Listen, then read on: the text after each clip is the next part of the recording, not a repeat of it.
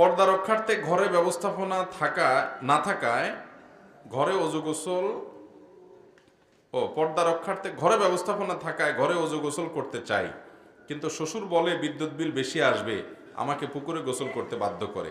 স্বামী প্রবাসে থাকে, এ সম্পর্কে বলেন। ভাইরা আমার, হাসির কথা না, আমাদের অনেক বোন আছেন, অনেক মেয়েরা আছেন, শ্বশুর শাশুড়ি ননদ দেবর এদের অত্যাচারে অতিষ্ঠ বেচারীরা, অতিষ্ঠ। স্বামীটা বিদেশে পড়ে আছে একটু সংসারের উন্নতির জন্য, আর এদিকে এই বেচারির 14 গোষ্ঠী উদ্ধার করার জন্য পরিবারের সব মানুষগুলা লেগে যায়, আছে না নাই?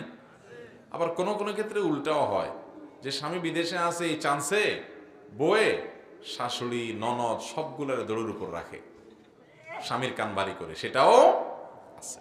ভাইরা আমার, আমরা মুসলমানই হইতে পারছি না, ভালো মুসলমানই হইতে পারছি না। আল মুসলিম মান সালিম আল মুসলিমুনা মিন লিসানিহি, যার হাত মুখ দ্বারা অন্যরা নিরাপদে থাকে, অন্য মুসলমান নিরাপদে থাকে, সেই তো প্রকৃত মুসলমান।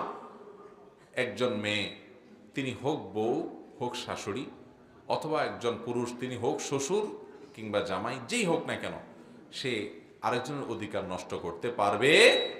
বৌমা পুকুরে গিয়ে পর্দাপোশীদের সাথে অজু গোসল করা তার জন্য কঠিন হয়, সেটা তিনি করতে পারেন না, তাহলে সেক্ষেত্রে তার বাসায় অজু গোসলের ব্যবস্থা করতে হবে, এবং এটার জন্য যদি বিদ্যুৎ বিল যায় খরচ করবেন, টাকা পয়সা খরচ করবেন ইবাদতের জন্য।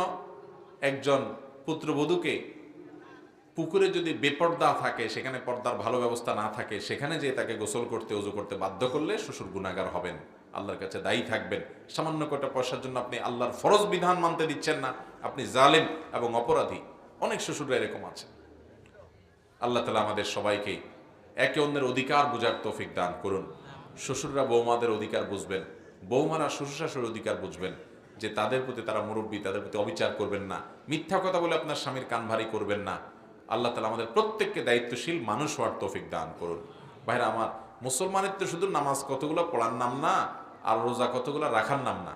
মুসলমানিত্ব হলো নামাজ রোজা তো করবেনই, এর পাশাপাশি মানুষের অধিকারের ব্যাপারে সচেতন থাকতে হবে, না হলে ভালো মুসলমান হতে পারবেন